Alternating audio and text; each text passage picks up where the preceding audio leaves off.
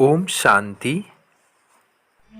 14 फरवरी 2025 आज की प्रातः मुरली।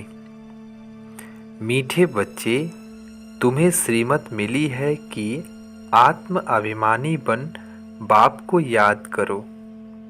किसी भी बात में तुम्हें आर्ग्यू नहीं करना है।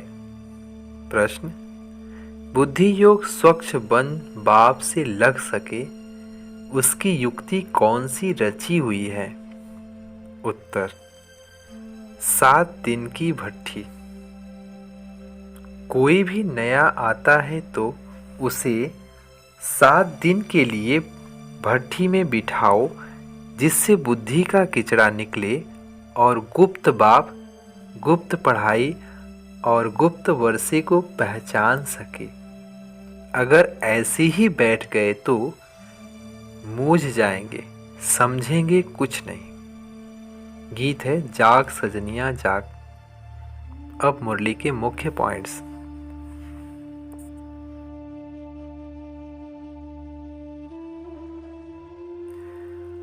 तुम बच्चों की बुद्धि में तो ऊपर से लेकर मूल वतन, सूक्ष्म वतन, स्थूल वतन के आदि मध्य अंत का सारा राज जैसे कि चमकता है। बाप के पास भी यह ज्ञान है जो तुमको सुनाते हैं। यह है बिल्कुल नया ज्ञान। भल शास्त्र आदि में नाम है, परंतु वह नाम लेने से अटक पड़ते हैं, डिबेट करने लग पड़ते हैं। यहाँ तो बिल्कुल सिंपल रीति समझाते हैं। भगवान वाच, मुझे याद करो, मैं ही पतित पावन हूँ। कभी भी श्री कृष्ण को, ब्रह्मा विष्णु शंकर आदि को पतित पावन नहीं कहेंगे। सूक्ष्म वतन वासियों को भी तुम पतित पावन नहीं कहते हो, तो स्थूल वतन के मनुष्य पतित पावन कैसे हो सकते हैं? यह ज्ञान भी तुम्हारी बुद्धि में ही है। अगली पॉइंट। शास्त्रों के बारे में जास्ती आर्ग्यू करना अच्छा नहीं है। बहुत वाद विवाद हो जाता है। एक दो को लाठियां भी मारने लग पड़ते हैं। तुमको तो बहुत सहज समझाया जाता है। शास्त्रों की बातों में टू मच नहीं जाना। मूल बात है ही आत्म अभिमानी बनने की। अपने को आत्मा समझना है और बाप को याद करना है। अगली पॉइंट। यहाँ सब हैं रोगी, सतयुग में यह रोग होते नहीं। यह आधा कल्प का रोग है। 5 विकारों का रोग बड़ा भारी है। वहाँ तो देही अभिमानी रहते हैं। अगली पॉइंट। विचार करना है उनको भोलानाथ भगवान क्यों कहा जाता है। भोलानाथ भगवान कहने से बुद्धि ऊपर चली जाती है। साधु संत आदि उंगली से इशारा भी ऐसे देते हैं ना कि उनको याद करो। यथार्थ रीति कोई जान नहीं सकते। अभी पतित पावन बाप सम्मुख में आकर कहते हैं, मुझे याद करो तो तुम्हारे विकर्म विनाश हो जाए। गारंटी है, बाबा गारंटी लेता है अभी के लिए। अगली पॉइंट। अपने आप को रिफ्रेश करने के लिए ज्ञान के जो अच्छे अच्छे गीत बने हुए हैं उन्हें सुनना चाहिए। ऐसे ऐसे गीत अपने घर में रखने चाहिए। अगली पॉइंट। इन गीतों आदि पर भी तुम्हारे पास कितने ध्यान में जाते थे पहले।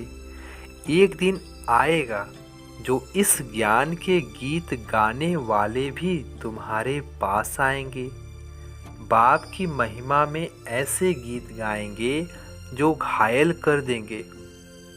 ऐसे ऐसे आएंगे। ट्वीन पर भी मदार रहता है। गायन विद्या भी बहुत नाम है। अभी तो ऐसा कोई है नहीं। सिर्फ एक गीत बनाया था। कौन सा? कितना मीठा कितना प्यारा शिव भोला भगवान। बाप बहुत ही मीठा बहुत ही प्यारा है, तब तो सब उसको याद करते हैं। अगली पॉइंट, अभी तुम बच्चे नवयुग को याद करते हो, स्मृति में रखते हो। दुनिया में कोई को भी नवयुग का मालूम ही नहीं है सिवाय ब्राह्मण बच्चों के। अगली पॉइंट, तुमने अनेक बार बादशाही ली है और गंवाई है, यह तो बिल्कुल पक्की बात है। नथिंग न्यू, कोई नई बात है नहीं। अच्छा, धारणा के लिए मुख्य सार पहली पॉइंट, बाबा कहते हैं सदैव हर्षित रहने के लिए नथिंग न्यू का पाठ पक्का करना है। बेहद का बाप हमें बेहद की बादशाही दे रहे हैं, इस खुशी में रहना है। अगली पॉइंट, ज्ञान के अच्छे अच्छे गीत सुनकर स्वयं को रिफ्रेश करना है, उनका अर्थ निकालकर दूसरों को सुनाना है। वरदान है आज का, माया के संबंधों को डाइवोर्स दे, बाप के संबंधों से सौदा करने वाला। माया जीत मोह जीत भव। स्पष्टीकरण है, अब स्मृति से पुराना सौदा कैंसिल कर सिंगल बनो। आपस में एक दो से सहयोगी भल रहो, लेकिन कंपेनियन नहीं। कंपेनियन एक को बनाओ तो माया के संबंधों से डाइवोर्स हो जाएगा। माया जीत मोह जीत विजयी रहेंगे। अगर जरा भी किसी में मोह होगा तो तीव्र पुरुषार्थी के बजाय पुरुषार्थी बन जाएंगे। इसलिए क्या भी हो, कुछ भी हो, खुशी में नाचते रहो। मिरुआ मौत मालू का शिकार, इसको कहते हैं नष्टो मोहा। ऐसा नष्टो मोहा रहने वाले विजय माला के दाने बनते हैं। स्लोगन है, सत्यता की विशेषता से डायमंड की चमक को बढ़ाओ। सत्यता की विशेषता से डायमंड अर्थात आत्मा की चमक बढ़ाओ। चमक मतलब ज्ञान और योग की वैल्यू। ओम शांति। शुक्रिया बाबा, शुक्रिया।